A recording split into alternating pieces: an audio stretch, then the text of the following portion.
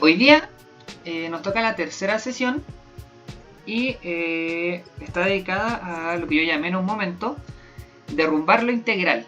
Ya vamos a analizar, al menos superficialmente, las tendencias por la educación sexual y sobre todo la tendencia por la educación sexual integral. Tendencia que no es tan nueva y que tiene ciertos problemas. Ya, yo también después pensé en cambiarle nuevamente el nombre a esta sesión y ponerle así algo como el totalitarismo de lo integral o algo por el estilo.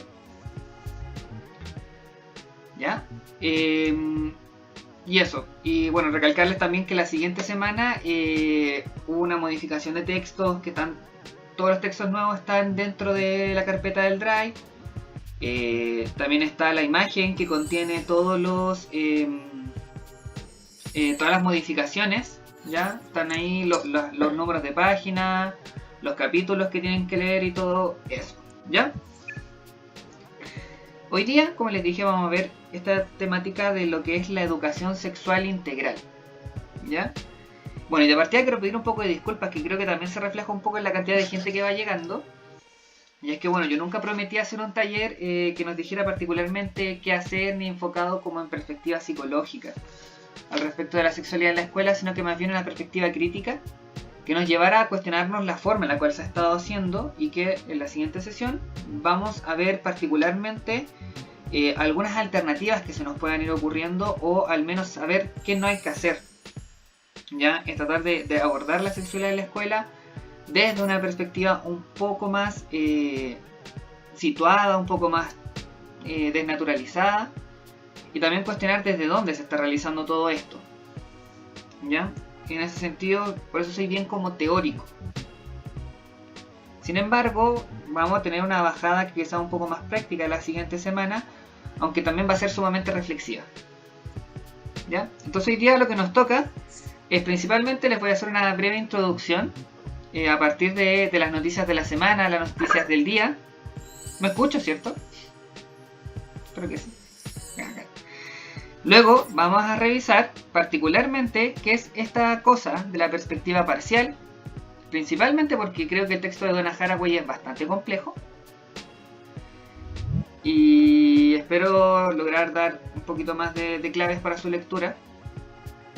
Luego vamos a revisar las apuestas de educación sexual integral, ya desde el cuestionamiento de la perspectiva parcial.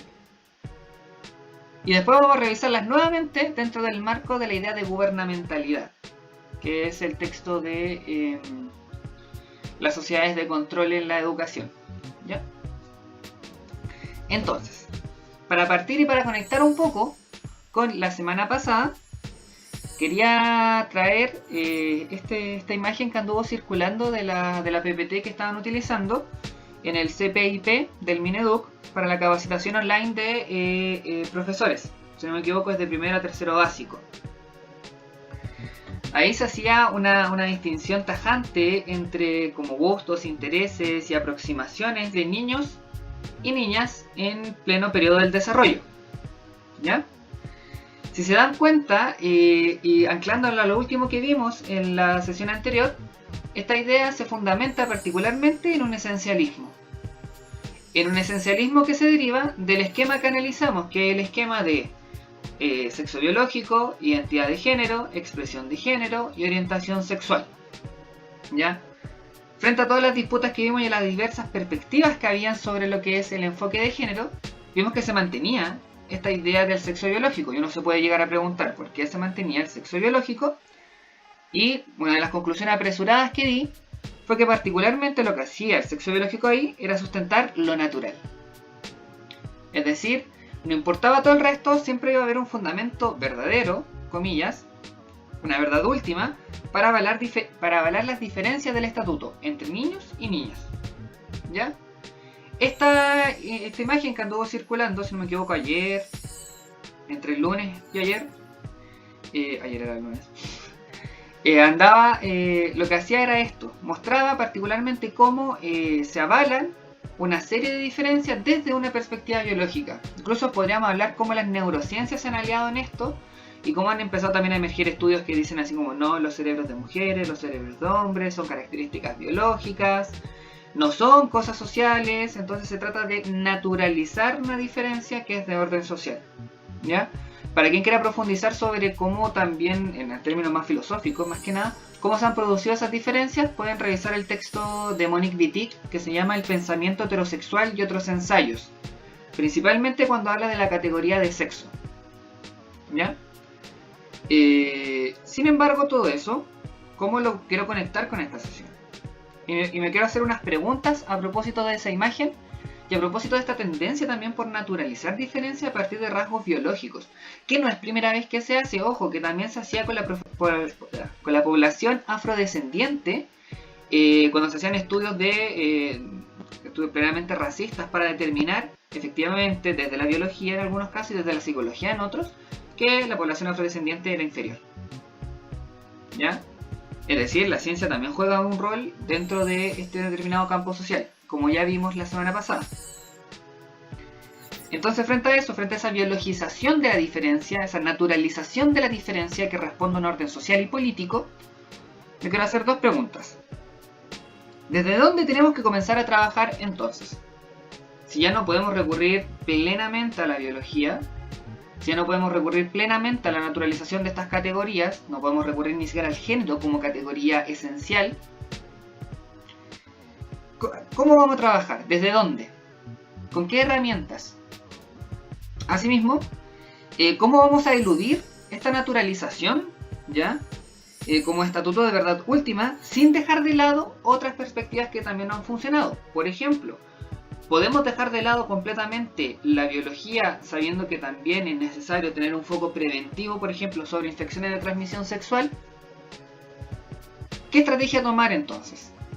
Y vemos cómo esto va tomando un poquito más de concreción y va cayendo un poco más a un contexto.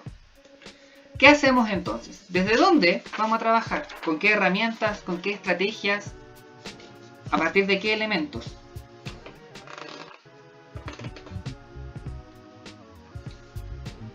Ya, Cristóbal va cerca. Cristóbal siempre va cerca. ¿Ya?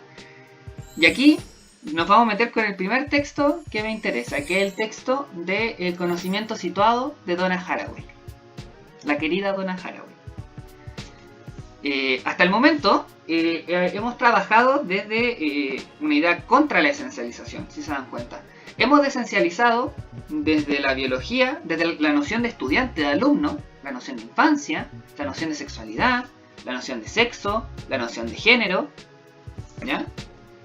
Y también hemos desestimado la idea de la ciencia o la idea del método científico como una verdad última, como única estrategia para llegar al conocimiento y como estatuto de verdad, esencialista y naturalizante. Y aquí tenemos un problema, aquí caemos en un problema radical, en un grave problema, que es que nos vamos casi por las nubes, ¿ya? Casi como que caemos en una perspectiva anticientífica, como negar la ciencia, decir, bueno, todo esto es construcción social y llegamos hasta acá y no se hace nada. Como que nos volcamos hacia un relativismo extremo. Sin embargo, el texto de Donna Haraway lo que hace y lo que va a hacer es tomarnos y llevarnos a la Tierra. Pero no solamente nos va a llevar a la Tierra, sino que también nos va a conectar con otros agentes que están ahí, que están habitando el mundo, ¿ya? Eso es lo más importante de Donna Haraway. Donna Haraway se plantea desde una perspectiva que uno podría llegar a plantear casi como un ecofeminismo, pero es como un tecno-ecofeminismo, ¿ya? Hay toda una línea del pensamiento de Donna Haraway que nos lleva a pensar en la idea del cyborg, en la idea de... Actualmente ya está hablando mucho de los tentáculos, hace una referencia con Cthulhu de Lovecraft, entonces tiene todo un libro a propósito de eso, entonces hay toda una apuesta ahí. Entonces nos conecta con agentes humanos y no humanos, con agentes biológicos y cibernéticos, ¿ya? Y también con agentes que son de orden material y agentes que son de orden semiótico, simbólico, ¿ya? O inmaterial, como algunos les gusta decir. Y aquí nos tenemos que preguntar, ¿qué nos dice Donna Haraway en ese texto? Y que nos va a servir como estrategia para abordar toda esta propuesta. Nos va a decir que esta idea de la objetividad de la ciencia como neutralidad, como verdad última, casi como un positivismo acérrimo, y esta objetividad y el construccionismo relativista, este relativismo extremo en el cual estábamos cayendo, ambos son homólogos. Son dos caras de una misma moneda, ¿ya? Casi como el reflejo el uno del otro. ¿Y de qué son un reflejo? Son un reflejo de un totalitarismo, ¿ya? Caer tanto en la perspectiva de la ciencia lo dice todo, la ciencia es la verdad, y caer en la perspectiva de todo es relativo, ¿ya? Ambos son una forma de totalitarismo, de un totalitarismo del conocimiento. Tratan de totalizar un campo. ¿Y cómo lo tratan de totalizar? Donna Haraway nos dice que lo totalizan en el siguiente enunciado, que es estar en todas partes sin estar en ninguna. Estar en todas partes sin estar en ninguna está conformada por dos enunciados básicamente: estar en todas partes y no estar en ninguna. Cada uno involucra, en cierto sentido, tanto el relativismo como este positivismo acérrimo de la objetividad. Estar en todas partes es un absolutismo, es tratar de abarcarlo todo. Es conocerlo todo, observarlo todo. Es posicionar una mirada a la cual nada se escape de su examen y de su escrutinio. ¿Ya? Es dominar los elementos que están dispuestos. Es marcar los cuerpos y los elementos que están ahí. Es casi como ser un... Yo tengo un chiste acá, que es casi como ser un maestro avatar. O sea, un avatar, así como como ser Aang, así como dominar todos los elementos. Ser que se conecta con todo el mundo espiritual, el fuego, el aire, la tierra, todas esas cosas. ¿Ya? Y asimismo, es aquel que dice que los puede representar a todos. Ojo con esta precisión porque la vamos a profundizar la siguiente semana. El siguiente texto de Donna Haraway profundiza sobre esta idea. La idea de la representación. ¿Ya? ¿Qué encontramos en este terreno? Por ejemplo, la pretensión de desarrollar una teoría del todo. Encontrar leyes que traten de explicarlo todo. Por ejemplo, cuando se cae en la idea de que no somos más que genética y evolución, por lo tanto nuestros comportamientos tienen que ser evolutivamente adaptados y que es la única forma de explicar todo lo que hacemos es a partir de evolución. O tratar de explicar todas las leyes del universo a partir de una sola ecuación. Pero incluso en el campo de las ciencias sociales, incluso del activismo, se puede encontrar esta misma pretensión. Y aquí yo traía otro chiste por una amiga que no va a venir, pero que lo voy a tirar igual. Hace pocas semanas se hizo harto show de estas páginas que son de sátira de cuicos y de cosas por el estilo. Salió una chica, que es la mujer sacrílega, y en un video ella dice, desde un punto de vista de este hipismo cuántico, por llamarlo de cierta forma, ella dijo: todos somos uno. En este relativismo extremo del hipismo cuántico, llegamos a la idea de que al final no importan las diferencias, todos somos uno. Y eso a mí me suena a todas las vidas importan. ¿Ya? Es esa relativización extrema de las diferencias, esa relativización extrema de que al final ya sí estamos todos conectados, sí, pero no, hay algo ahí también. No es caer en ese totalitarismo y no es querer hablar por todos, porque ojo, si todas las vidas importan, todos podemos hablar por todos. Estamos representando a otro y lo estamos silenciando en el acto de representarlo. Ojo, que eso es lo importante. Entonces tenemos ese polo, estar en todas partes. Si se dan cuenta, es un acto absolutista, es un acto totalitarista, de querer estar en todos lados, de querer representarlos a todos, de querer poder contarlos a todos. Es casi como el Dios que selecciona, segmenta, divide y dice quién es quién y quién me puede hablar, quién no, quién dirime todos los espacios. Pero el segundo enunciado es sin estar en ninguna parte. ¿Qué quiere decir esto? Que el mismo sujeto se desmarca. ¿Ya? Se desmarca para marcar al resto, porque él no está marcado. ¿Ya? Porque él habita un espacio que Donna Haraway en otro texto va a llamar la cultura de la no cultura. Por ejemplo, cuando se dice que el científico no debería opinar. Cuando el científico no opina, porque él solamente traduce la naturaleza. Porque él no tiene opinión, él no tiene cultura, él es objetivo. Ya cuando se postula como un agente neutral. Cuando es acrítico y se desresponsabiliza de las cosas que hace. Porque siempre hay un mandato mayor que lo llama a eso.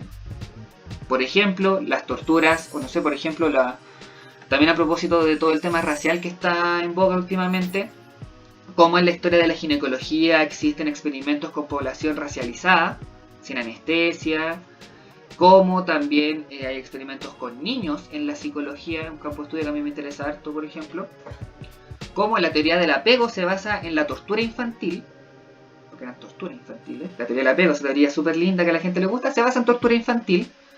Hay videos en YouTube si pueden buscar la situación extraña. Como en la teoría conductista se basa también en tortura infantil del pequeño Albert y en tortura de simios, de ratas, de toda una serie de sustancias vivas. Como los nazis, los generales de la SS, la gente que estaba en la SS, torturaba, mataba y asesinaba porque obedecían órdenes. Es desmarcarse, yo no estoy acá. Yo estoy obedeciendo órdenes, obedezco un mandato divino, yo selecciono, divido, yo no tengo opinión. Como el Paco en el estallido social que decía que él solo hacía su trabajo.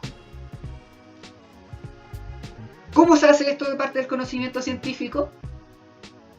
La escritura de los artículos. ¿Han leído artículos científicos? Pero así como de los que son como duros y puros. Son escritos en tercera persona. El científico no habla. Habla el dato, habla la ciencia, pero el científico no habla. Por ejemplo, también actualmente estoy haciendo un trabajo analizando situaciones dilemáticas de profesionales de la educación. Y hay una cosa muy chistosa, que es que hay 3 posiciones de habla en los profesionales de la educación a propósito de situaciones problemáticas.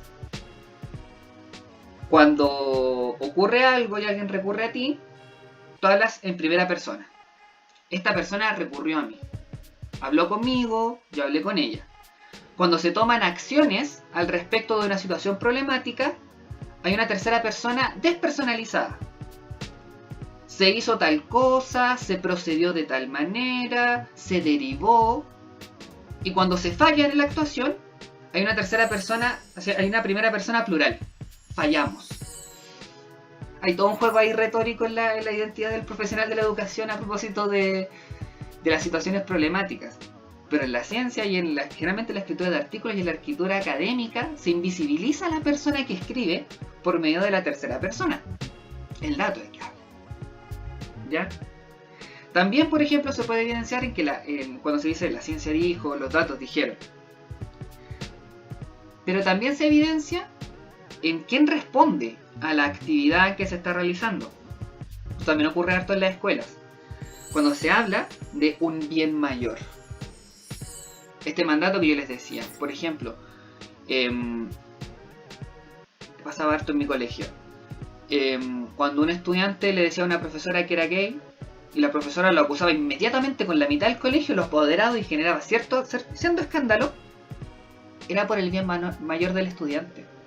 ¿Cómo iba a dejar que sus papás no supieran? Era un bien mayor. Ella se responsabiliza completamente. Genera esa barrera de yo no estoy marcada, es el bien mayor del estudiante. Hay todo un relato de la salvación acá que también ya vimos la semana pasada. Pero también está en el hippie relativista, en el hippie cuántico. Que es cuando se habla de que nosotros somos espíritus libres. Ustedes son borregos, nosotros somos espíritus libres.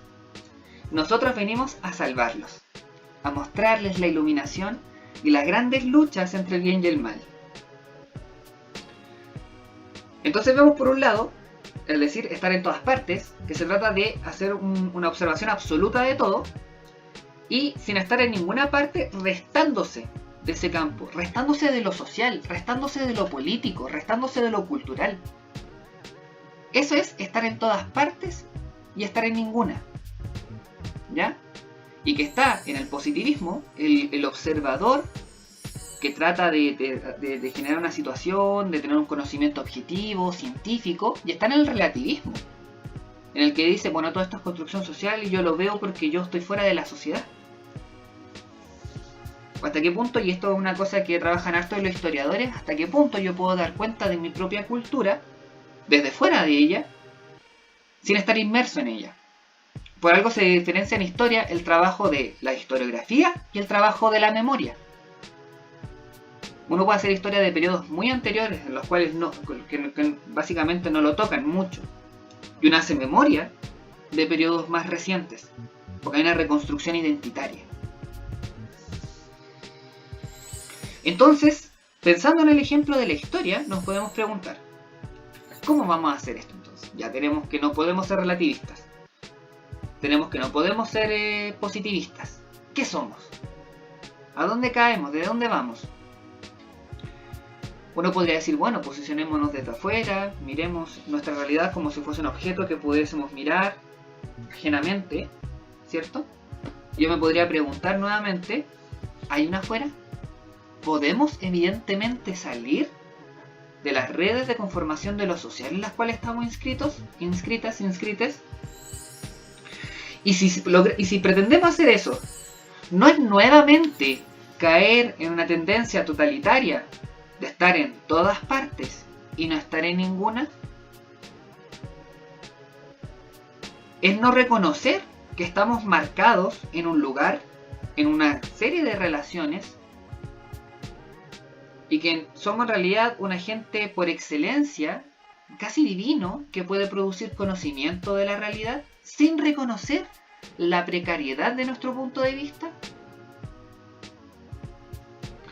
Y esa es la pregunta que se hace Donna Haraway. Si se dan cuenta, la podemos aplicar perfectamente a nuestro caso. No podemos caer en ese relativismo, pero tampoco podemos aceptar ciegamente estas categorías. ¿Qué hacemos? De ahí es donde Donna Haraway nos da una respuesta. Una respuesta que no está solo en ella y que está en otras tantas historiadoras de la ciencia que trabajan desde una perspectiva feminista. ¿Ya? Donde está Harding, donde está Fox Keller, Fausto Sterling. Y aquí está, y vamos a tomar principalmente la de Donna Haraway, que es lo que ella va a tratar de trabajar como una objetividad feminista. ¿Qué es esta objetividad feminista? Ella la resume en la adopción de una perspectiva parcial, la cual debe desarrollar una serie de conocimientos que son conocimientos situados. La idea de conocimiento situado es se menciona harto en redes sociales, se menciona harto en el mundo del activismo, pero tiene un sesgo cuando se menciona. Y me gustaría hacer esa distinción, porque conocimiento situado no es decirle a una persona, bueno, esto es de mi perspectiva, desde mi perspectiva situada, y yo hablo esto y se queda ahí. Ya, casi, como si nos estuviese diciendo, bueno, esta es mi opinión, tú tendrás la tuya y quedamos ahí. Esta casi perspectiva. El conocimiento situado no es una excusa para decir algo, ¿ya? El conocimiento situado es mucho más que eso, porque si lo reducimos a una excusa para simplemente decir algo que probablemente no tiene ni pies ni cabeza, caemos en el mismo argumento del facho que nos dice, bueno, es mi opinión, respeta. Ojo ahí. Entonces, ¿qué sería conocimiento situado? Yo lo resumí en 3 puntos. Evidentemente estoy haciendo una simplificación de un texto que es sumamente complejo, ¿ya? En primer lugar, sí es hablar desde mi posición, desde mi lugar, desde el punto en el cual yo estoy marcado. Desde mi posición, desde mis tecnologías, ¿ya? Pero no es una excusa para desresponsabilizarse. No es decir, bueno, esto opino yo, tú opinarás otra cosa y chao. No. Es todo lo contrario. Es una apuesta de reconocimiento desde dónde estoy hablando para responsabilizarme de lo que estoy diciendo. Para responsabilizarme de lo que digo, de lo que veo, de lo que hago, de cómo actúo. Es asumir que mis formas de conocimiento son precarias.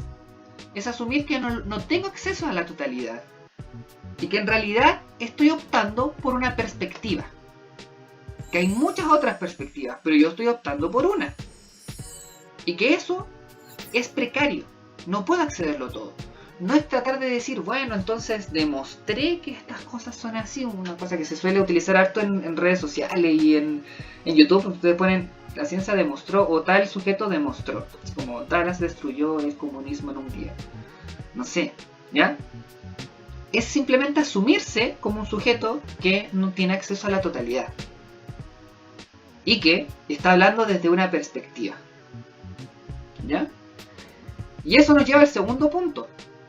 El segundo punto implica que el conocimiento situado implica reconocer mi lugar. No es solamente decir que soy precario y que tengo una perspectiva limitada, sino que es reconocer desde dónde. ¿Cuál es esa perspectiva? ¿Cuáles son las tecnologías de visualización? Ya Donna Haraway utiliza el ejemplo de la metáfora, en realidad, de la visión.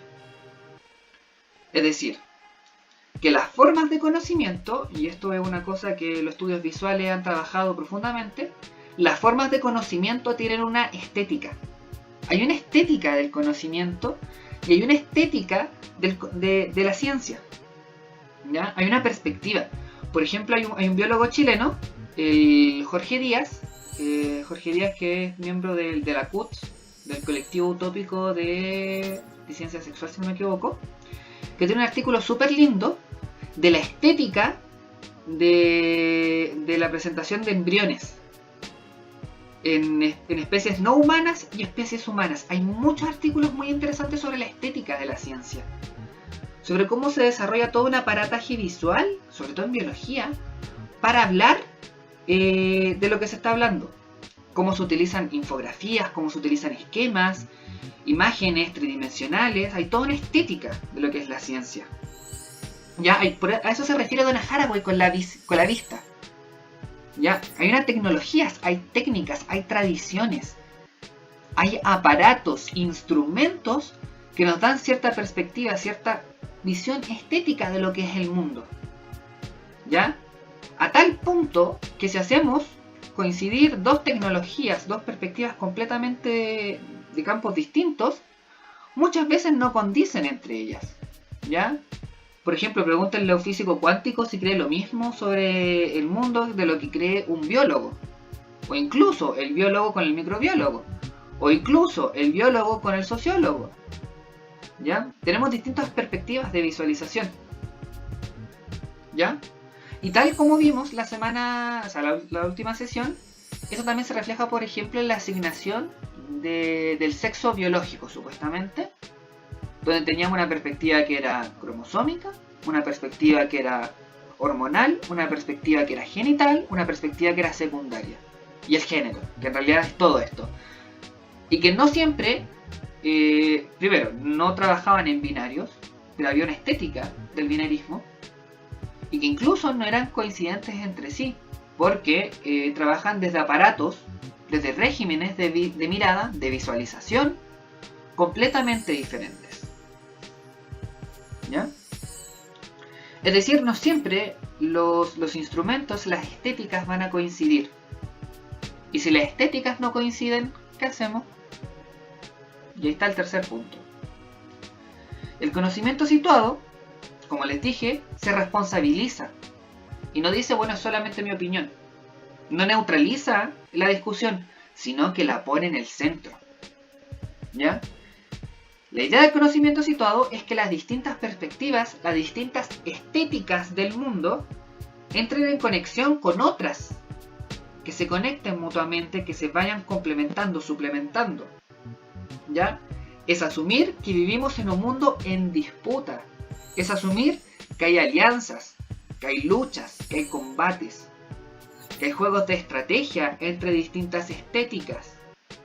Pero más importante es para Donna Haraway es asumir que vivimos en un mundo plenamente ambivalente y lleno de paradojas.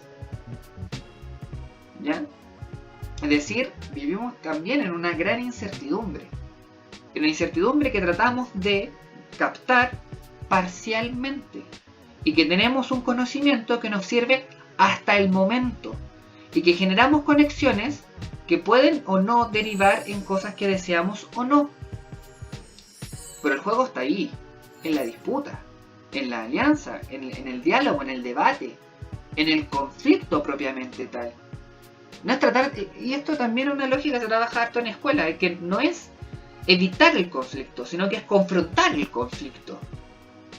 ¿Ya? No es caer en una educación por la paz del consenso, por ejemplo, como ocurrió en Chile en los 90, sino que es particularmente relevar esa disputa, generar conexiones, tratar de generar visiones lo más plurales y lo más transversales posibles.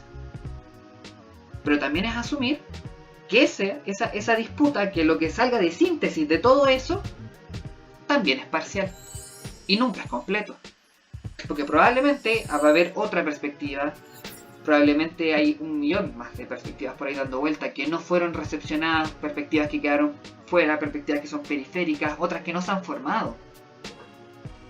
Porque también somos sumamente susceptibles a las formas de conocimiento de nuestra época y a las tecnologías que tenemos presentes. Eso lo vamos a ver también un poquito más adelante. ¿Ya? Entonces, lo que nos invita Donna Haraway es habitar un mundo monstruoso, un mundo de incertidumbres, pero que tratamos de captar parcialmente. Ese es el conocimiento situado. No es de responsabilizarse, sino que es efectivamente tomar el rol político y ético del conocimiento y de las formas sobre las cuales trabajamos y abordamos el mundo. Es asumir desde dónde estoy trabajando y desde qué otra perspectiva se podría trabajar. ¿Cuáles son las relaciones que genero en esta perspectiva de trabajo? ¿Cómo me confronto con otras perspectivas? ¿Qué clase de relación estoy estableciendo con otras?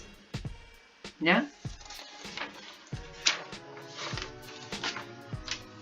Y así desarrolla 2 estrategias.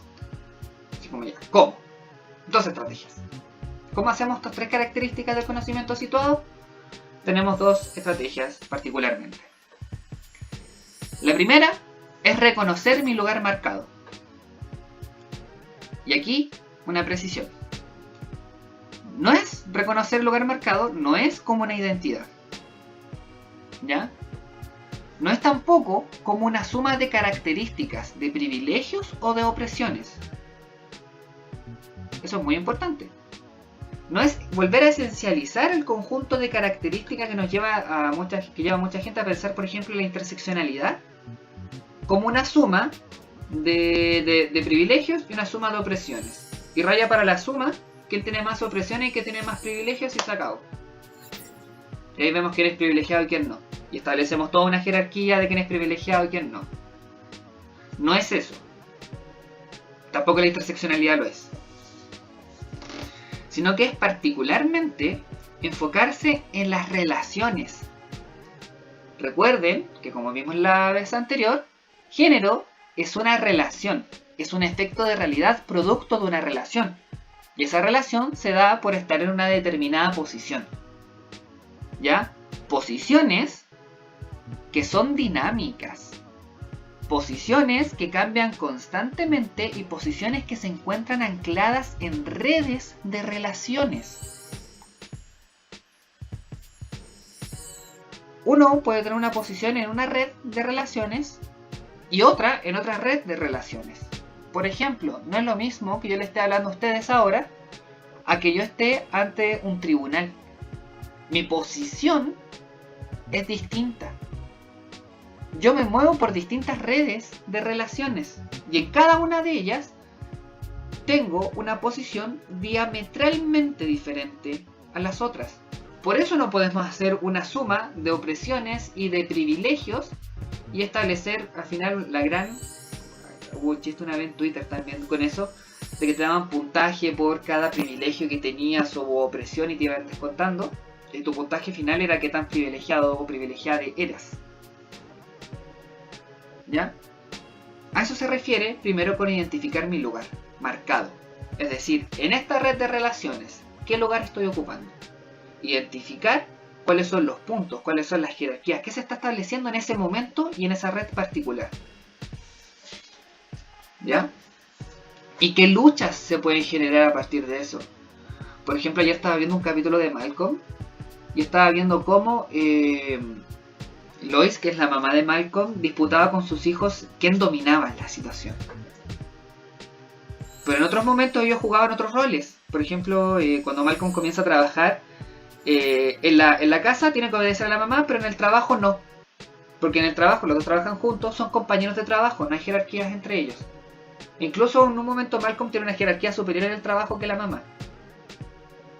Y la relación que se establece entre ellos ahí es distinta a la relación en la que se establece entre ellos en la casa. ¿Ya? Hay un conjunto de redes de relaciones que determinan condiciones diferentes, que son procesos ritualizados, que podríamos decir incluso. Entonces reconocer mi posición es reconocerme en esa red de relaciones. No es hacer una suma de privilegios y de opresiones. ¿Ya? Pero ¿cómo me identifico en esta red de relaciones? Y también cómo identifico mi lugar, cuál es mi marca en este lugar. Y cuál es mi perspectiva también. Se debe hacer a partir de una segunda estrategia.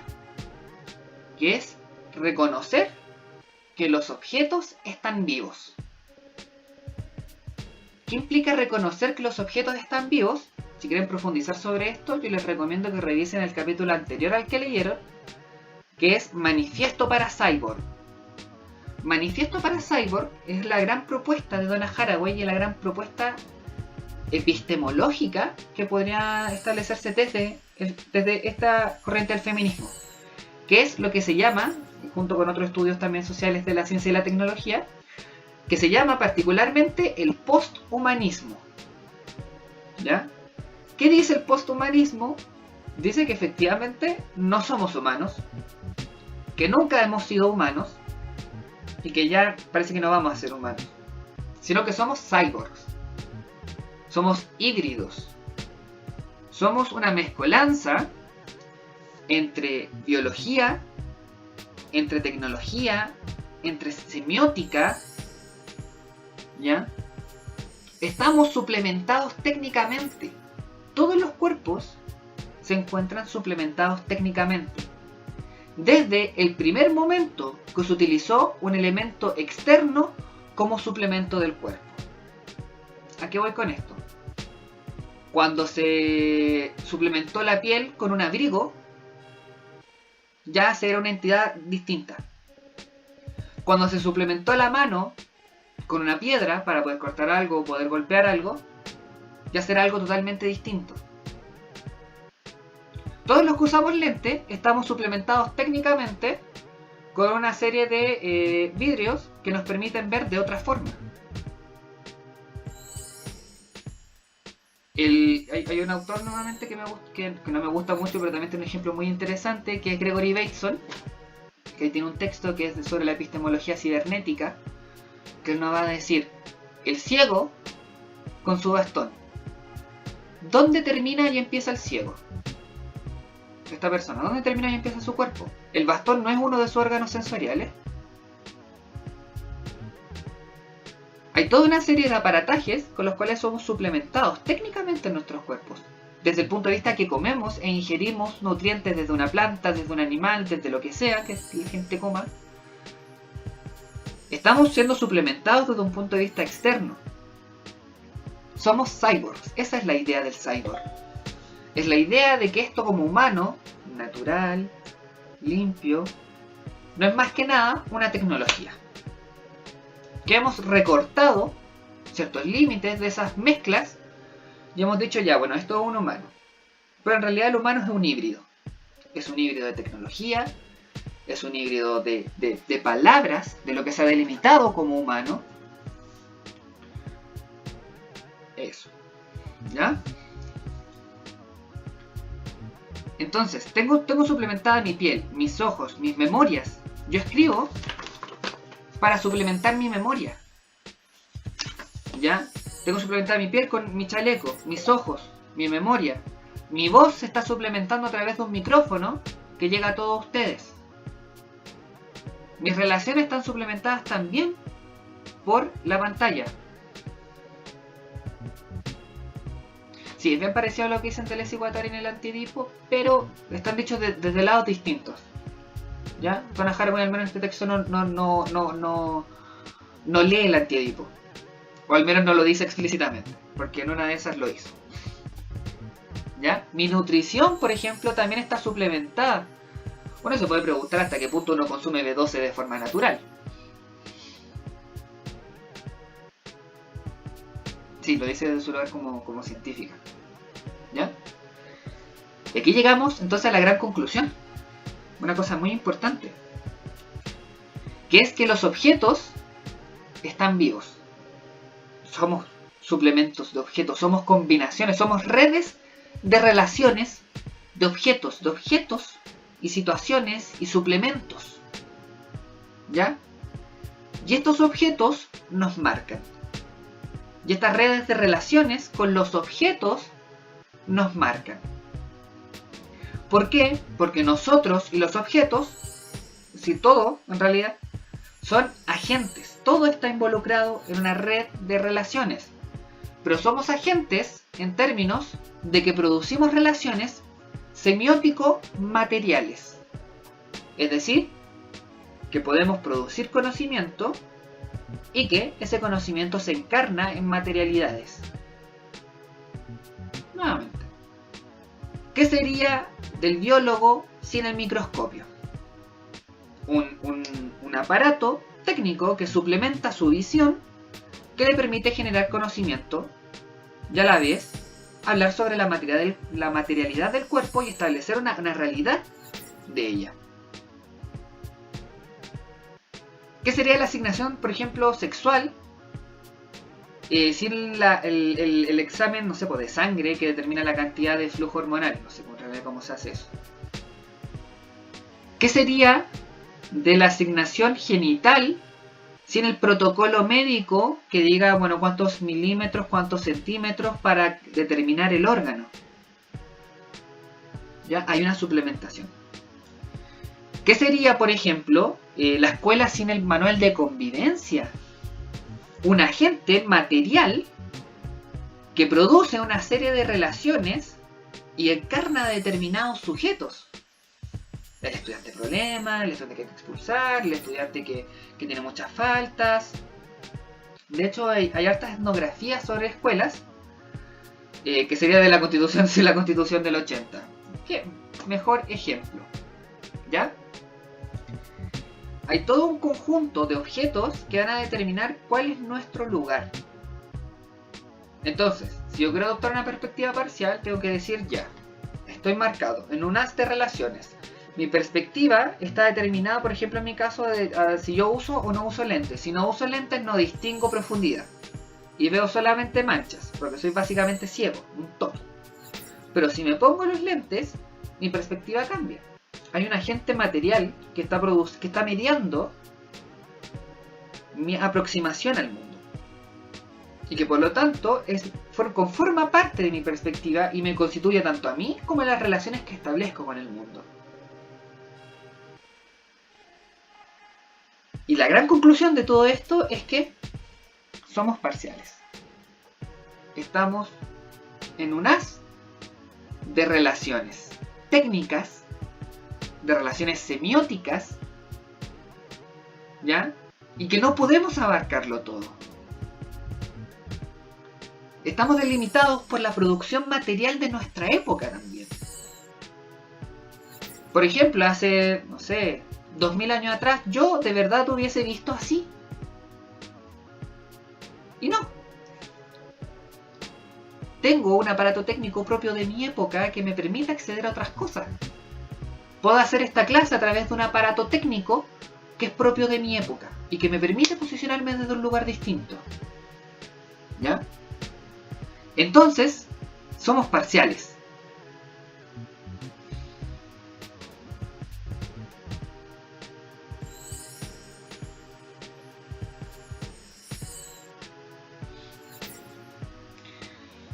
Ya, con Internet ocurren cosas muy entretenidas y muy interesantes. Internet es un aparato de multiconexión, ¿ya?, entre determinados dispositivos. Lo que gran parte se puede saber de Internet es un conjunto de correlaciones. Por ejemplo, Big Data.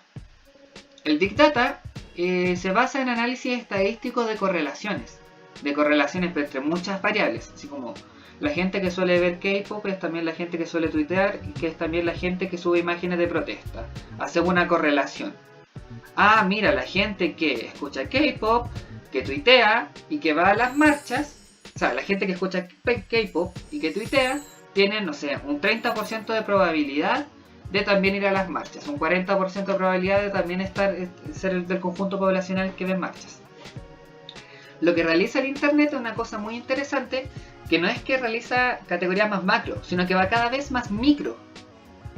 Genera clúster poblacionales, ya no es hablar de la gran población, no es hablar de la raza, no es hablar de la especie, sino que cada vez genera grupos más pequeños, que es lo que se llama el... ¿cómo se llama esto? Que utilizan harto la gente que trabaja en marketing.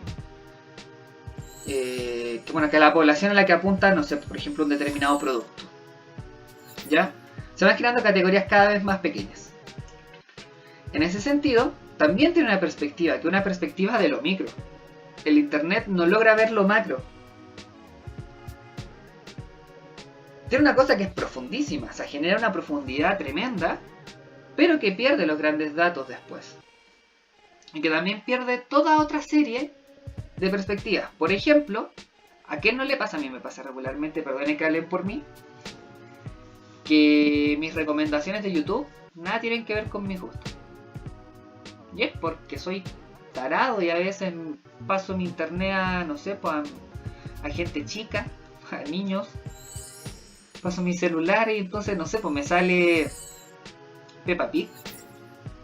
Ahí me carga la Peppa Pig. El internet, entonces, termina siendo un conjunto de cruces de variables que son parciales también. Porque uno a veces está hablando y se hace preguntas estúpidas y dice, bla bla bla, quiero esto. O no sé si le ha pasado que están de repente hablando de que quieren comprarse, no sé, un mouse. Me voy a comprar un mouse, estoy hablando con un amigo, o un amigo te dice que él se quiere comprar un mouse y de repente en tu celular te aparece propaganda de mouse. Publicidad, perdón, de mouse. Hay una parcialidad también en esas formas de conocimiento. Una, nos espían, y dos, hay un espionaje que es incompetente, es parcial, no funciona al 100%. ¿Ya? Por eso cuando se dice, y aquí también hay que tomar ciertos resguardos de ciertos filósofos contemporáneos, por ejemplo Han, cuando trata de decir que estamos en el apocalipsis, que la internet nos va a controlar, Black Mirror y esas cosas, no, es una perspectiva parcial. El internet es sumamente limitado. Puede acceder a grandes masas de información, de forma rápida, de distintas procedencias, pero no lo dice todo. ¿Ya? Esa es una de las grandes falencias de esas miradas apocalípticas del internet, como absolutista o como el gran Big Brother de, tomando la metáfora de 1800, se me olvida siempre el nombre del libro, 1984, muchas gracias. ¿Ya? Que no es... ¿El internet tiene una pretensión totalitarista? Sí. ¿Lo logra hacer? No. Por algo yo todavía puedo tener antivirus hackeado. Por algo todavía no pago Word, o sea, el Office. Y por algo todavía tengo 1.000.000 de aplicaciones por ahí sin pagarle un peso a nadie. Porque todavía no me logran controlar, porque todavía son parciales. Exactamente. ¿Ya? Entonces, si se dan cuenta, esta es la propuesta que nos hace Donna Haraway de la parcialidad. Sin embargo, y referido a nuestro campo, me llevo una hora hablando de esto, hay un momento que es a lo que nos compete principalmente, que esto choca, entra en conflicto. ¿Y con qué entra en conflicto? Con las propuestas de educación sexual. ¿Ya? Entonces tenemos que mirar con este lente de la parcialidad las apuestas de la educación sexual. ¿Por qué hay que mirar con este lente? Bueno, ustedes leyeron, y yo también releí, 3 propuestas. La propuesta de 1991, ya realizado el primer plan, para realizar el primer plan de educación sexual, luego de la dictadura, que posteriormente se plasma en el desarrollo de las jornadas de conversación sobre afectividad y sexualidad en el 96 hasta el 2000. También leímos la propuesta de la UNESCO de la educación sexual integral, la ESI, que es una política internacional, una orientación técnica internacional. Y también leímos el último proyecto de ley emitido en el 2019 para implementar la educación sexual integral en Chile. Proyecto, por lo demás, diré que está pésimamente redactado y formulado. No tiene ni pies ni cabeza, se contradice de pe a pa. Y siendo esto, y aprovechando que somos poquitos hoy día, yo les quisiera preguntar, ustedes que leyeron, espero que lo hayan leído, ¿cuáles son o cuáles serían las diferencias y las similitudes entre estas tres apuestas distintas, de periodos históricos distintos y de niveles de focalización distintas? Si alguien se atreviera a decir.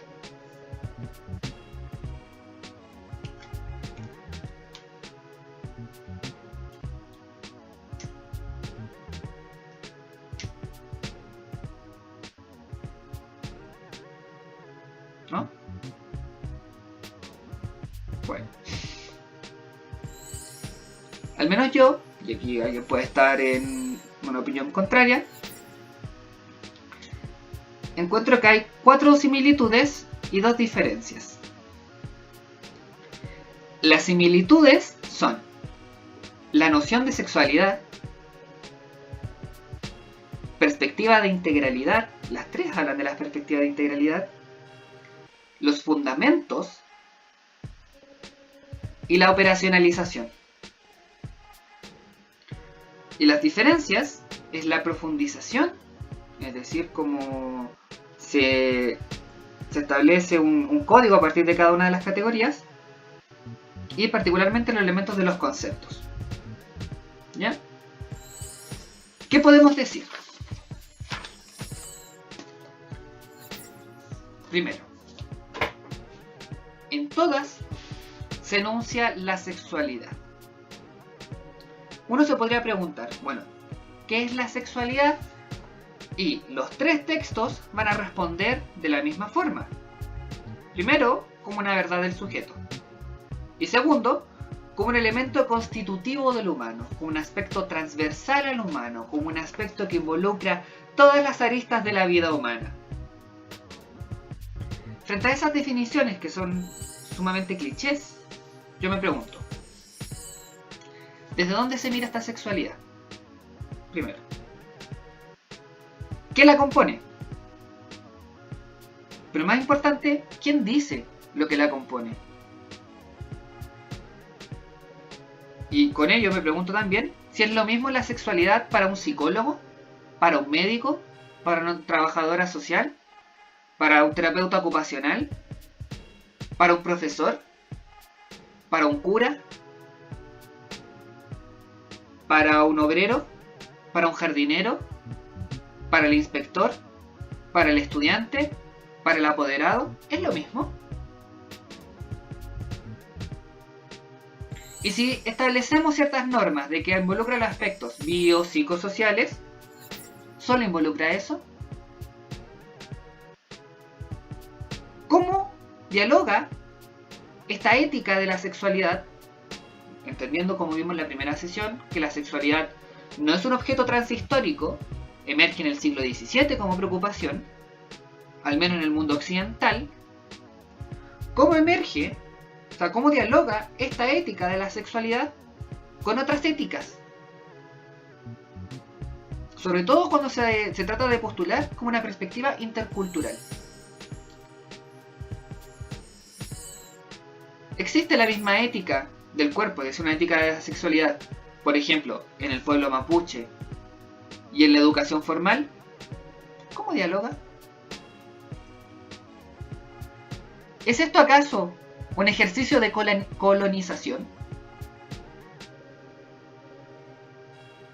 Si se dan cuenta, cuando se establece el código, de sexualidad en todas las propuestas de educación sexual se dice, la sexualidad es un aspecto como una verdad del sujeto, es decir, hay una identidad, hay un aspecto biológico, hay un aspecto relacional, hay un aspecto cultural, involucra los valores y toda una serie de cosas. También dice, bueno, esto atraviesa todo el ser humano.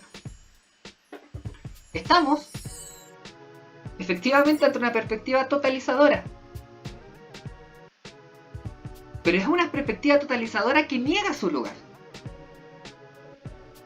Que no dice desde dónde se está diciendo. Y que por lo tanto le impone al resto. ¿Ya? E incluso, cuando dicen la sexualidad es como el aspecto fundamental de la vida humana, yo me pregunto, ¿qué pasa con la gente que, por ejemplo, esa gente que se declara asexual? Se le impone declararse como asexual porque tiene que identificarse con una cosa sexual, porque eso es la verdad del sujeto. El otro día yo estaba con una amiga que me decía que para ella era 1000 veces más relevante identificarse como anti-yuta y otaku que como mujer y bisexual. Y como dice Cristóbal, se impone descubrir la sexualidad como un aspecto que hay que descubrir, como una verdad que está oculta y como algo con lo cual todos nos deberíamos identificar. Yo siempre hago el mismo chiste cuando me preguntan mi sexualidad. Yo digo, bueno, a mí me gusta el arroz, a veces me gusta el puré y los fideos me medianamente gustan. ¿Eso es importante? No, tanto como mis gustos sexuales.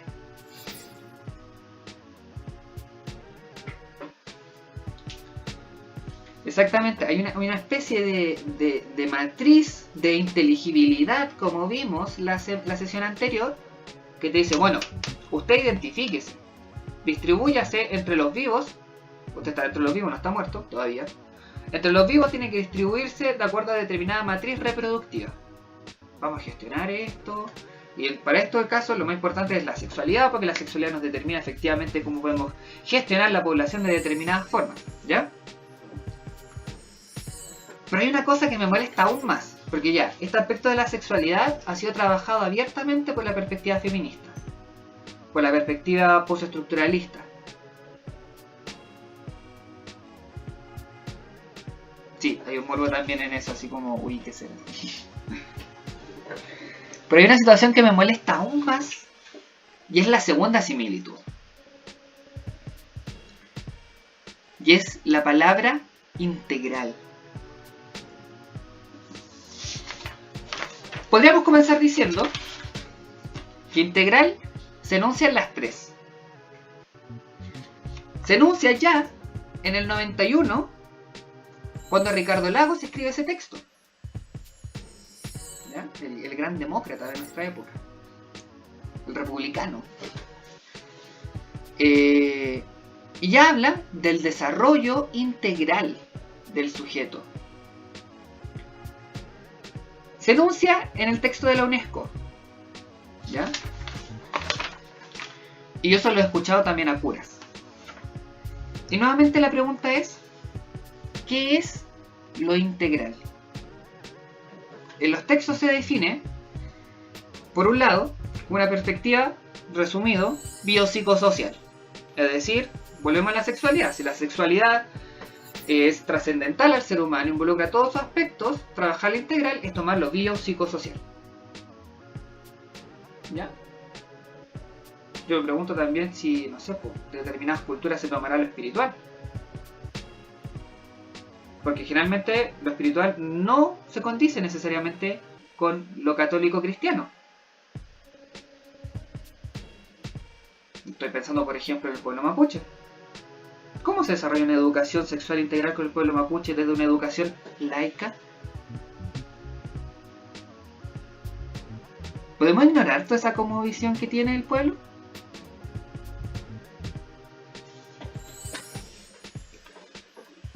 Por otro lado, en otros textos, se define como un marco moral ético, como el marco de la salud, como el marco de la psicología y el marco de lo sociocultural.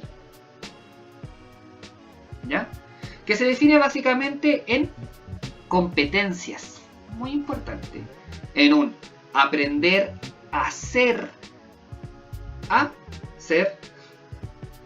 un aprender a aprender, muy vinculado, así como aprender a ser, es como reconocerme, soy un sujeto sexual, me identifico con tales cosas, tengo que tener todo el aparataje conceptual acá para poder identificarme. Luego tengo que aprender a aprender, es decir, saber cómo identificarlo ya. Tengo que aprender a hacer, a desarrollar prácticas, ¿ya? Y aprender a vivir juntos. Son las cuatro aristas de las competencias de la educación sexual integral. Un enfoque basado en competencias, aprendizaje por competencias. Y nuevamente me pregunto, dentro de estas competencias de aprender, para mí me llama la atención, ¿quién aprende? Y por lo tanto, ¿quién enseña? ¿O quién ya sabe? ¿Quién determina quién aprende y quién sabe?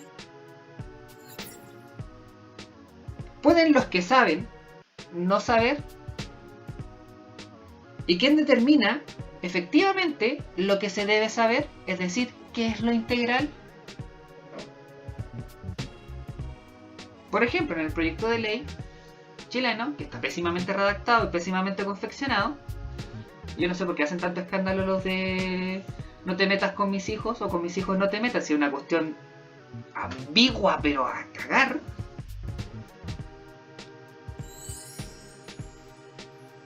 Exactamente.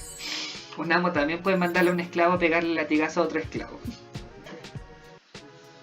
Entonces, ¿ya qué es lo integral? ¿Cuál es la posición que está acá? Si estamos hablando de un enfoque en competencias, estamos hablando de un enfoque particular. De un enfoque que no existía que no existía hace 200 años. Es un enfoque bastante reciente. Es un enfoque que responde a un modelo empresarial incluso. Que viene desde la selección por competencias del mundo laboral. ¿Quién determina que la sexualidad integral son competencias? ¿Y por qué se hace de esa forma? La educación sexual integral, entonces, si nos damos cuenta, es un aspecto totalitarista. Trata de borrar su propia parcialidad y su posición. Y por eso, como dice Michelle, la sesión de hoy día se llamaba derrumbar lo integral. Esto que llamamos educación sexual integral es una educación sexual parcial, pero que trata de borrar su parcialidad. Trata de estar en todas partes sin estar en ninguna. Por ejemplo, enuncia que se realiza desde un enfoque de derechos. Y yo me pregunto, ¿cómo se determina qué es este enfoque de derechos? Este enfoque de derechos, y ustedes lo pueden en el documento de forma transversal, básicamente se resume como el derecho de llegar a ser adulto. La infancia siempre vista, y esto es los estudios históricos sobre la infancia, así como los estudios sociales de la infancia, los estudios críticos de infancia, llegan a la gran conclusión de que la infancia es el porvenir de la sociedad, es el futuro. Por eso nos preocupamos por el bien superior para el desarrollo infantil. La infancia, y hay una cosa que les puede interesar acá, hay el laboratorio de Biopolítica de Chile realizó un par de seminarios sobre Michel Foucault. Tienen una página en Facebook, no tienen Instagram, son más viejos, muy viejos. Y ustedes pueden ver el primer seminario de ellos, donde se habla de cómo se realiza una inversión biopolítica sobre los nacimientos, una inversión economicista sobre los nacimientos. ¿Por qué digo esto? Porque la infancia, desde las gestiones, desde el enfoque de derechos, desde que se instaura este derecho a llegar a ser adulto, digamos que esto no es muy antiguo, es básicamente una inversión de capital humano, una inversión a largo plazo para generar el futuro de la sociedad. La infancia es el porvenir de la sociedad. A propósito del porvenir, también pueden revisar una serie chilena que se llama El Gen Michima, que está en YouTube, que juega con esta metáfora del porvenir. El enfoque de derechos no es un enfoque que se preocupe por la infancia, sino que se preocupa por la infancia en tanto proyecto de adulto, en tanto llegar a ser. Y por eso, en nombre de su bien mayor, pueden desplegar todo lo que sea necesario. Sename, por ejemplo. Y que se vincula harto con lo que vimos anteriormente, con los estudios de la banalidad del mal, el trabajo de Giorgio Agamben sobre la ética cristiana, sobre este desresponsabilizarse, porque en realidad yo estoy abogando por el bien mayor. ¿Ya? Luego, también dice que se basa en un enfoque de género. O sea, esto lo quiere tocar todo. Pero ya a la larga nos podemos preguntar, ¿qué es este enfoque de género? Ya sabemos que podríamos resumir a grandes rasgos 3 grandes perspectivas, que dentro de ella tienen distintas vertientes. ¿Cuál es la perspectiva de género que adopta? La institucional, diferencia hombre-mujer, masculino-femenino. Después por eso también dice que tiene un enfoque de masculinidades. Y también una perspectiva psiquiátrica, de la identidad, del poder enfocarse en sí mismo, de lograr la verdad del sujeto, y que como vimos también la vez anterior, se traduce en entender el género como necesidad educativa especial. ¿Ya? También tiene un enfoque en la erradicación de la violencia, que también como vimos, se sitúa desde un aspecto punitivo, es decir, individualiza todos los problemas que en realidad son causados por la misma conformación social, los individualiza en un sujeto para exterminarlo y salvar a la sociedad. O termina, en el caso del abuso sexual, responsabilizando a la víctima porque no tenía las competencias necesarias para poder salvarse del abuso. También tiene un enfoque de discapacidad, que también termina operando como necesidad educativa especial a grandes rasgos. Tiene un enfoque intercultural, y aquí es muy importante destacar que el enfoque intercultural que realiza es un enfoque que dentro de los estudios críticos interculturales se llama folclorización, que es nuevamente tratar la diversidad étnica, la diversidad racial, cultural, migrante, como necesidad educativa especial. ¿Ya? En los estudios de inclusión educativa se trabaja harto estas temáticas. ¿Ya? Es folclorización porque trata de tomar como los aspectos como rimbombantes, lindos de esta diversidad cultural, étnica, migratoria. Y los otros no, lo trata de suplementar. En vez de asumir, por ejemplo, que en una misma escuela habitan, incluso aunque no hayan personas migrantes, que no hayan personas racializadas, que no hayan personas etnicidad, no sé cómo es la palabra, ya hay una interculturalidad. Porque cada persona, por ejemplo, me pasaba en mi escuela de la enseñanza media, todos veníamos de barrios distintos. Y cada barrio ya es una cultura en sí. Todos esos barrios habitando dentro de la escuela ya estamos hablando de una diversidad cultural. ¿Hay migrantes? No. ¿Mi escuela se declaraba intercultural? No. ¿Por qué? Porque interculturalidad se ha traducido en folclorización. Una cosa bien importante, bueno, incluso también podemos hablar de las culturas docentes, porque los docentes tienen toda una cultura que se traduce en un ethos desde los profesores normalistas, pero a la vez también pertenecen a otros grupos, porque también están en distintas posiciones. Los funcionarios también dentro de sus propios barrios, a la escuela, pero también pertenecen a una cultura burocrática. Y así podríamos seguir con cada uno de los agentes que está en la escuela. Y así mismo la escuela está inserta dentro de un barrio determinado que también tiene una cultura determinada en la cual todos conviven y hay una... ¿Ustedes se dan cuenta? Hay un aspecto reductivo de lo intercultural que se reduce a las diferencias para suplementar necesidades educativas especiales, folclorización. Es hacer, en vez de fiestas patrias, hacer el Día de la Diversidad Cultural. Indicador de logro. Y el último enfoque, que al menos declara, es este. El enfoque basado en competencias. que es el que a mí más me interesa destacar en esta ocasión. ¿Diferencias con el 91? Bastante pocas. Con el texto de Ricardo Lagos del 91. ¿Qué nos decía Ricardo Lagos? Es necesario que los niños desarrollen un conjunto de habilidades, no decía competencias, para lograr la autonomía, tomar decisiones de forma responsable e informada. ¿Qué nos dice el documento del 2016 de la UNESCO basado en el documento experto del 2010? Hace 10 años.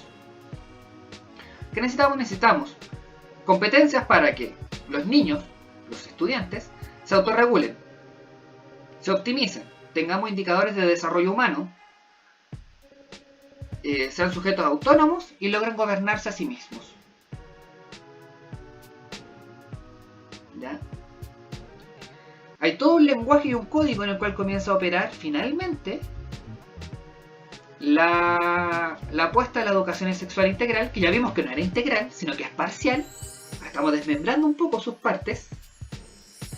Entonces, por ejemplo, podríamos decir en un primer vistazo ya acá que es adultocéntrica. Ver el niño solamente como un proyecto de adulto, no como un fin en sí mismo. ¿Ya? Que es binaria, heteronormada. Que es esencialista. Que es punitiva. Que es capacitista. Que es folclorizante y que tiene un enfoque por competencias. Deja fuera otra serie de cosas. Y tiene un instrumento particular de visualización. Y como nuevamente voy a responderle a Michelle, la educación sexual integral no es integral, es parcial. Y me quiero centrar particularmente en el enfoque por competencias porque siento que es lo que menos se ha visto en educación, porque ya vimos lo que es el enfoque de género, el enfoque de derechos. Yo podría hacer un taller particularmente sobre la historia de la infancia dentro de los circuitos de producción de conocimiento adulto, que es mi tesis de magíster. La violencia, también podríamos realizar todo un taller sobre gestión de la convivencia escolar desde el análisis de la política pública. Ahí básicamente están todos los textos de la Verónica López. Capacitista también, tenemos todo lo que es los estudios de la inclusión educativa, alejada de la apuesta por integración educativa. Y la del enfoque intercultural tenemos todos los estudios de interculturalidad crítica. Sin embargo, el enfoque por competencias es una situación bastante novedosa y que se plantea muy en la actualidad y poco abordada desde una perspectiva interesante en educación. Porque generalmente se trata de decir, bueno, esta es educación basada en competencias. Se toma el concepto de Freire y se dice, bueno, esta es educación bancaria, aunque no es necesariamente bancaria, según Freire. Y se le trata de hacer la crítica, ¿no? Vamos a hacer en realidad una educación emocional, una apuesta a didácticas dialógicas, vamos a trabajar por grupos cooperativos, etc. Aprendizaje basado en proyectos, vamos a realizar otra serie de apuestas didácticas. Sin embargo, hay una perspectiva, que es la que a mí más me gusta, me es más cómoda, que es la de los estudios Foucaultianos. Es decir, el enfoque basado por competencias lo que instala es una forma de gobierno de la escuela.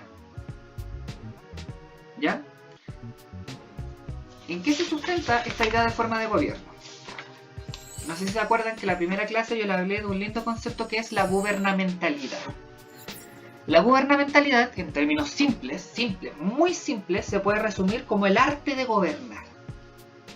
El arte de gestionar. La gubernamentalidad tiene dos polos.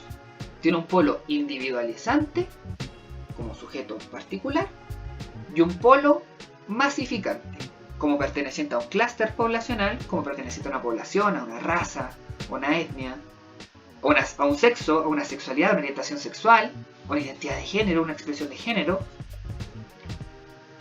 ¿Ya? Y estas artes de gobernar se evidencian en determinados conjuntos de dispositivos.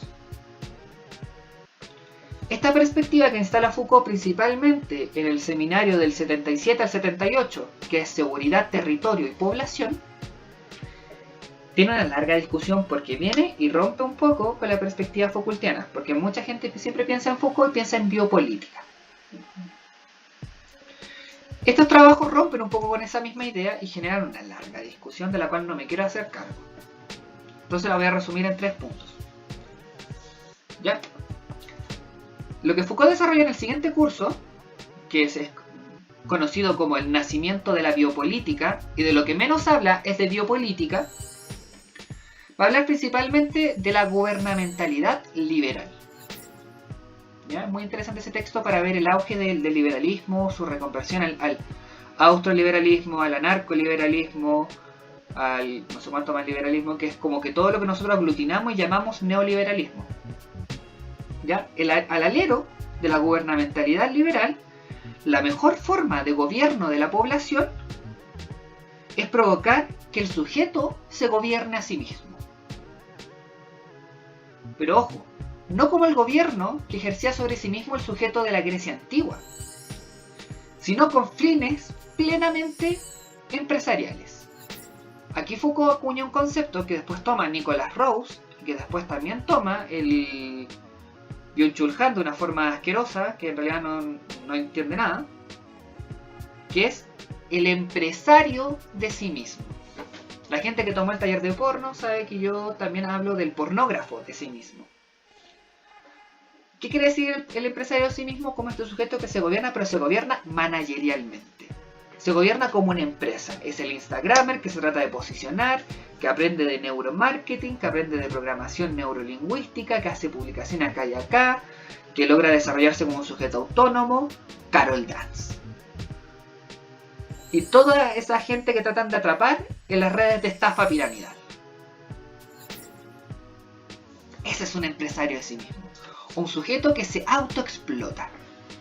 Un sujeto que es su propio jefe, el emprendedor. ¿Ya? Hay una serie de trabajos diversos sobre el empresario de sí mismo en distintos campos. Desde el trabajo joven, los trabajos sobre empoderamiento femenino, sobre redes sociales, un millón de trabajos al respecto de aquello. ¿Ya? El segundo punto interesante, que las disciplinas, eso que Foucault trabajó principalmente en el texto Vigilar y Castigar, son unas formas de gobierno, están instaladas en determinados dispositivos, son particulares, son tecnologías particulares, y no es un periodo histórico que se supere tras, no sé, la biopolítica. Son tecnologías que habitamos hasta nuestro momento. Y en tercer lugar, que el concepto de biopolítica ha generado muchas confusiones en el trabajo de Michel Foucault. ¿Ya? Y ha generado muchas disputas. Algunos dicen que la biopolítica, ¿ya?, se corresponde a lo que Foucault debería haber terminado de hablar en los gobiernos liberales, en la gubernamentalidad liberal, y Foucault también lo declara así en ciertas partes de esa clase. Al final de esto les voy a lograr hablar de la biopolítica, nunca habla de la biopolítica. ¿Ya? Entonces algunos autores dicen que lo que viene al final de eso sería la biopolítica. Otros dicen que la biopolítica en realidad es una cosa mucho más pequeña, es una tecnología muy particular, de control de la raza, de la especie. ¿Ya? Otros dicen que en realidad la biopolítica nunca fue y que Foucault desecha el concepto y que solamente se va a quedar con la idea de gubernamentalidad para finalmente llegar a las últimas tecnologías, que serían lo que Deleuze describe como sociedades de control, lo que Paul B. Preciado describe como la era farmacopornográfica, lo que Mauricio Lazarato describe como la noopolítica, como lo que Han describe como la psicopolítica. Hay muchas perspectivas sobre esto.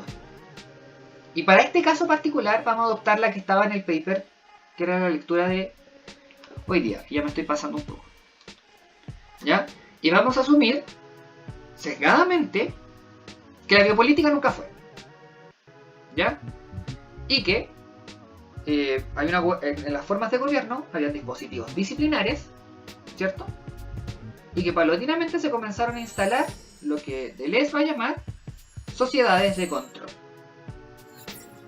y que están superpuestos, y que en la escuela tienen un gran correlato y muy importante. En la escuela, y aquí una cosa muy interesante, es que la escuela siempre ha sido leída en términos disciplinares, casi a modo de parodia de que la escuela es una prisión. La escuela es una prisión, la escuela del panóptico, la escuela del panóptico. Y poco se ha tomado los otros avances teóricos de Michel Foucault para el análisis de la escuela. Por eso este artículo me parece muy interesante, porque es un campo en el que me estoy metiendo y que veo que hay muy poca información. Un autor que escribe harto sobre esto es un autor chileno, es el profesor Tuilian Yuing. Es chileno, una persona muy amorosa, a pesar de su nombre extraño. Ya, él escribe mucho sobre la gubernamentalidad en la educación desde la perspectiva de Michel Foucault. Tiene todo un Fondesit desarrollado para eso. ¿Ya? Entonces vamos a hablar principalmente de un par de cositas para cerrar hoy día. Primero, como disciplina la escuela se lee desde el plano de la jerarquización, ¿cierto? De la producción de conductas, ¿cierto? En una institución cerrada y que trabaja en un par normal a normalidad. ¿Ya? Y aquí una precisión con el texto. Lo voy a escribir. Tuilian Yuing. Alfaro. Ya, él es profesor actualmente de la Academia de Humanismo Cristiano. Una persona muy amena. Es muy bacana este día. Y bueno, que trabaja desde el par normal a normalidad. Y aquí una precisión sobre el texto. El texto va a hablar de la disciplina como un proceso de normalización, lo cual conceptualmente es cerrado. Cuando se habla del par normal a normalidad, se habla de normación, porque hay una norma que antecede la distribución. ¿Ya? La normalización corresponde a otro proceso que vamos a ver, y que está en el texto de la UNESCO. El texto tanto de Chile no lo voy a tomar mucho en cuenta, porque si se dan cuenta es bien precario, es muy mal formulado. Era para que vieran también cómo se logra plasmar en la política chilena. ¿Qué pasa? Ahí tenemos este gran concepto, como decía ahí la autora, de la educación bancaria, podríamos definir, con Freire. Y se comienzan a instalar otra serie de propuestas didácticas pedagógicas que tratan de hacer una crítica y que terminan englobándose en esto que podemos llamar la educación emocional, la educación integral, ¿ya? La educación por el desarrollo, la educación para la paz, las apuestas dialógicas. Ahí tenemos todo un conjunto de apuestas que van a generar un nuevo proceso dentro de la escuela entendida como una ebullición emocional. No sé si se acuerdan el texto que leyeron la primera semana, la primera sesión, el texto que escribí yo sobre la historia del cuerpo en la educación, llegaba también un poco a esto, porque es una perspectiva que me está interesando últimamente, ¿ya? De criticar la crítica. Y en esta apuesta se ponen en juego toda otra serie de procesos de control, de regulación emocional, ¿ya? ¿Y cómo se plasma esto? Por ejemplo, se elimina la norma. Y aquí me voy a basar, a pesar de que lo odio, en la metáfora de Han, de Byung-Chul Han. Yes.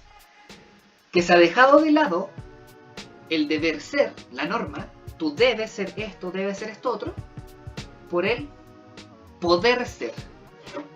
¿Cuál es la diferencia? En el deber ser hay un límite, hay una meta clara, definida.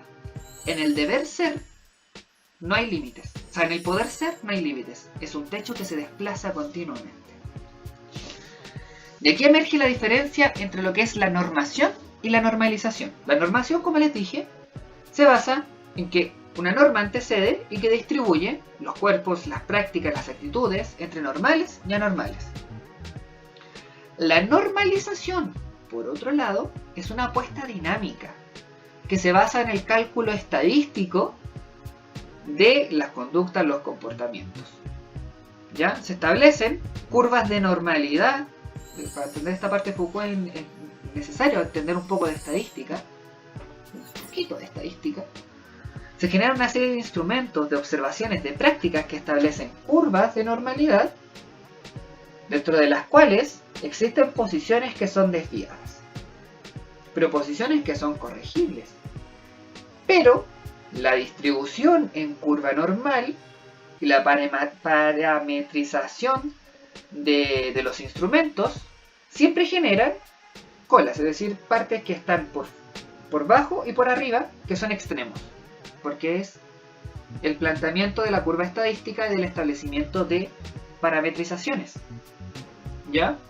En ese sentido también es estática, pero es dinámica, hay un movimiento interno. Entonces, ¿qué sería lo que hay que corregir? Aquello que se sale de la curva de normalidad. ¿Ya? Generalmente, o sea, antiguamente en estadística se establecía que eran 2 desviaciones estándar más y menos desde la media, desde el promedio. O sea, la gente que se desvía mucho del promedio es considerada patológica. Por ejemplo, tenemos la distribución de las curvas de normalidad de los test de aprendizaje o de los test de inteligencia, con lo que se distribuye gran parte de la población si va al pie o no. Tenemos que 100 es el promedio. La gente se puede agrupar, si no me equivoco, 2 desviaciones estándar dentro del 100, por ejemplo 75 y 115 si no me equivoco, que es lo normal. Sobre 115 ya es un parámetro de decir, ya este sabe, este es bueno. Bajo 115 estamos, si no me equivoco, no me acuerdo las categorías, yo no soy psicólogo pie, me perdonarán. Pero tenemos la primera categoría como de riesgo, peligro. 2 desviaciones estándar más abajo, ya no en 75, sino que en 60 creo. Ya estamos ante retraso severo. ¿Podemos moverlo entre medio? Sí, le aplicamos el pie, suplementamos, ¿ya? ¿Qué pasa? Que tú haciendo esos movimientos mejoras continuamente la población, pero siempre en la distribución normal siempre va a haber gente que sale del promedio y la de la desviación estándar, siempre. Porque el cálculo estadístico necesita esa distribución. Entonces siempre va a producir aquello que dice radical, pero lo produce dinámicamente, lo va progresando. Entonces de nuevo hay que hacer una nueva adaptación del test, por eso hace poco salió el BAI 5 si no me equivoco, porque hay que reactualizar de acuerdo a los nuevos parámetros de la población, porque ya no estamos como en el 90. La gente es más inteligente ahora supuestamente. Entonces esa es la diferencia entre normación y normalización. ¿Cómo se ve en la política de educación sexual? Cuando el informe de la UNESCO dice: ya no trabajamos desde un marco moral que determinaba lo que es bueno y lo que es malo, sino que vamos a trabajar desde un marco ético que determina los grados de bienestar y cómo ciertas conductas con otras cosas pueden ser malas y buenas. Empieza a ver las cosas ya no con un canon marcado, sino que lo empieza a ver en distribución. Ya tú puedes trabajar, tú puedes estar dentro de acá y de acá. Si excedes esto, patológico. Por otro lado, también establece lo que el texto caracteriza como accountability. ¿Ya? Primero, lo integral es bueno. Básicamente se resume así: lo integral es desarrollo humano. Las escuelas que tienen educación integral, educación sexual integral, son buenas. Los países que implementan programas de educación sexual integral, tal como dice la UNESCO, que ya sabemos que no es integral realmente, son buenos. Tienen buenos índices de desarrollo humano. Porque esto es lo que garantiza el desarrollo humano integral. Se establece como indicador de calidad de educación. Como indicador de desarrollo humano de un país. ¿Ya? Y por otro lado, está el enfoque, o sea, está el desarrollo de competencias. Que tratan de buscar a un estudiante que se autorregule en sus propias decisiones sexuales. Que si, por ejemplo, llega a ser mamá a los 15 años, fue culpa de ella. ¿Qué le va a mandar financiando aborto? Trata de generar empresarios de sí mismo. Y si se dan cuenta, hoy día que es el cierre de la crítica, la próxima semana vamos a empezar con las propuestas, llegamos finalmente al inicio. Me gusta cuando pasa esto. ¿Por qué? Se busca un empresario de sí mismo. Pero ese empresario de sí mismo no es el profesor, no es el director, es el alumno. Se naturaliza toda una serie de prácticas, toda una serie de protocolos, toda una serie de políticas, de identidades, de categorías para llegar a este sujeto, el alumno. El alumno que pasa por una nueva gestión, una gestión empresarial, una gestión neoliberal y una gestión adultocéntrica. El estudiante es el que tiene que aprender. Y el estudiante aprende lo que fue determinado por la perspectiva de integralidad, que ya sabemos que no es integral. Y que podemos llegar, por ejemplo, a la forma en la cual es el CPIP del Mineduc enseña la diferencia entre hombres y mujeres. ¿Es eso integral? ¿Quién determina qué es lo integral?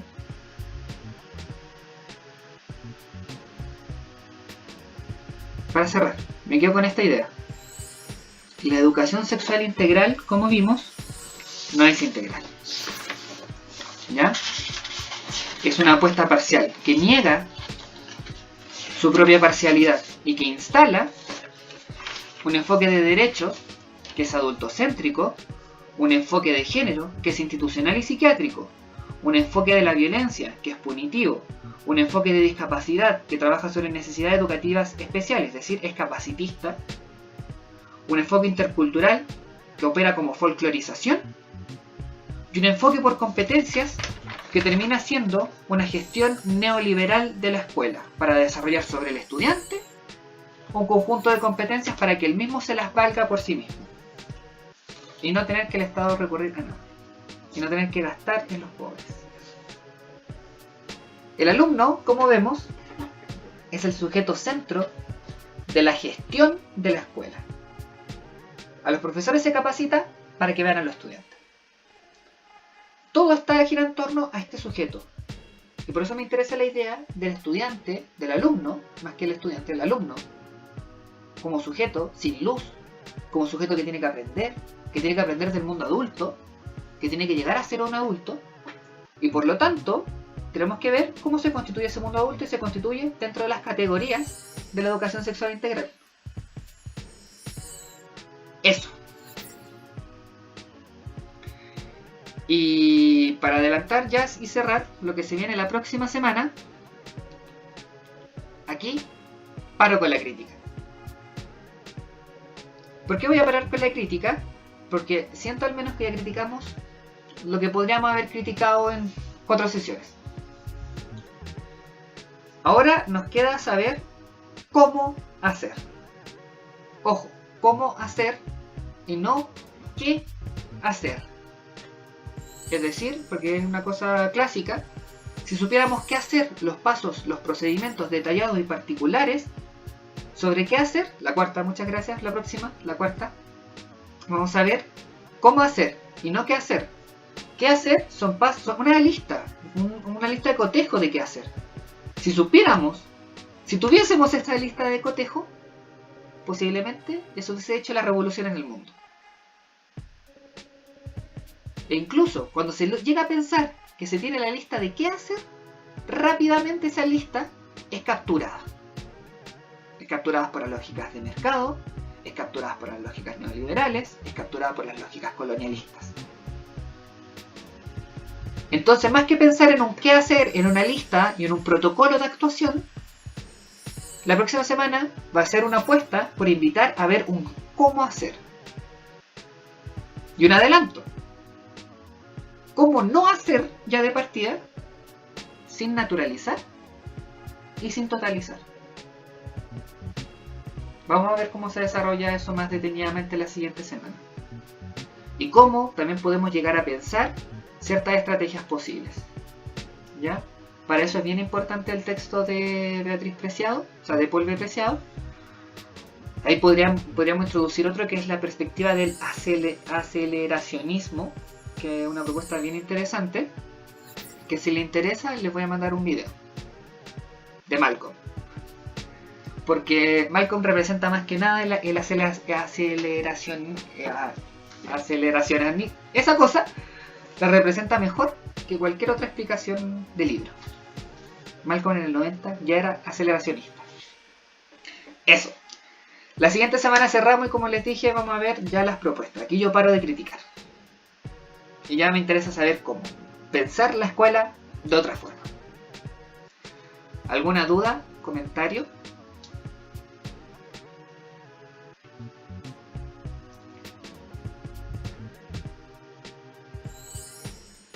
Y ahí me pillaste, Cristóbal. Yo estoy recién acercándome a la perspectiva, pero llegué a ella porque le comenté del capítulo de Malcolm a un amigo y me mandó un libro.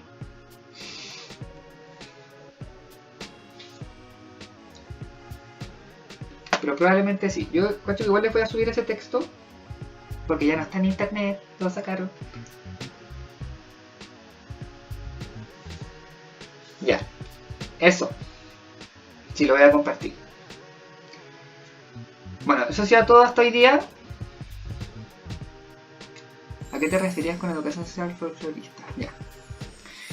Por ejemplo, es que al menos lo que plantea la UNESCO cuando dice, bueno, nos vamos a basar en una educación sexual intercultural, segmenta el concepto de interculturalidad y lo reduce a aspectos que terminan relevando dos cosas: migración y etnia. Entonces, ¿qué va a relevar de la diversidad cultural? Aspectos que son folclóricos. Así como es casi como un ejercicio que no quiero usar ese concepto porque es pésimo, pero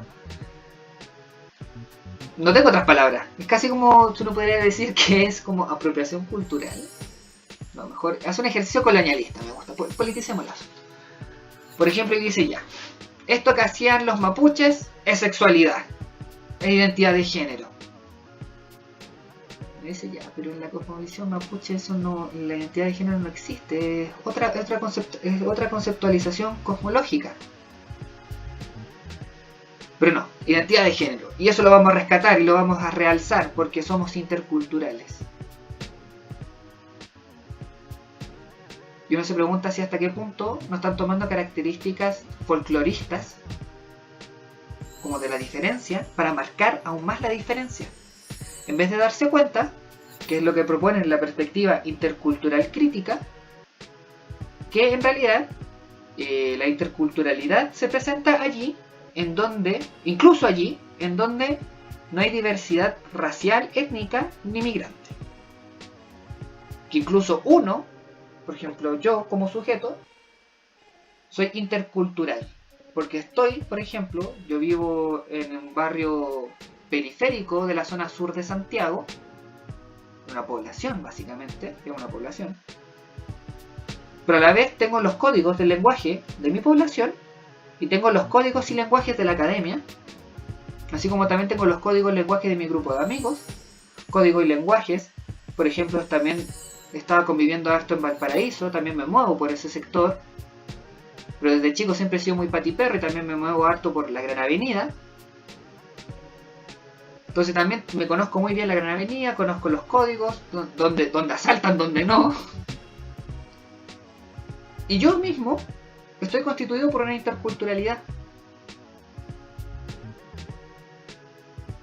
Y no asumirla que cada uno de los agentes que está dentro de la escuela es intercultural en sí mismo. Es decir, no son monolíticos, no son un ente coherente e integrado. Y solamente ver interculturalidad cuando se ve a un migrante, cuando se ve a alguien racializado, a alguien etnicidad, nunca se dice esa palabra, es destacarlo simplemente por el aspecto folclórico. Reducir lo intercultural al folclore. Esa es la idea. Entonces, ¿cómo lo trabaja la educación sexual? Desde esa perspectiva. Así como, no, mira, no sé, Por ejemplo, ¿cómo se trabaja la idea de formación sexual, por ejemplo, maternidad, dentro del programa Chile Crece Contigo? Hay toda una línea que dice, no, las haitianas son malas madres, porque A, B, C, D destacan su aspecto folclórico, porque tienen una noción cultural que está arraigada en condiciones de supervivencia, que tiene una relación diferente con la infancia, sobre todo con la infancia recién nacida, y que destaca ese aspecto solamente como carácter de diferencia para producirlo.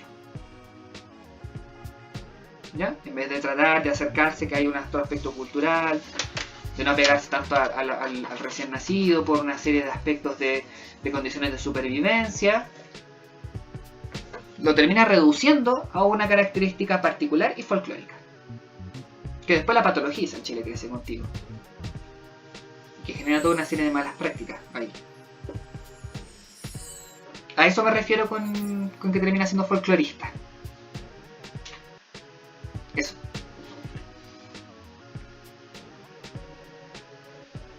Ya, si no hay más dudas, más comentarios, bueno, ya estamos en la hora, estoy un poco pasado. Muchas gracias por haber asistido. La siguiente semana, como les dije, vamos a empezar con la propuesta, con el cómo hacer. Pues es una apuesta ética. Y vamos a trabajar desde lo que ya sabemos que es la perspectiva parcial y la desnaturalización. ¿Ya? Eso. Muchas gracias y que estén súper. Cuídense harto porque este gobierno nos tiene para la cagada. Y probablemente tenemos para rato encerrados. Ojalá también puedan estar encerrados y encerradas.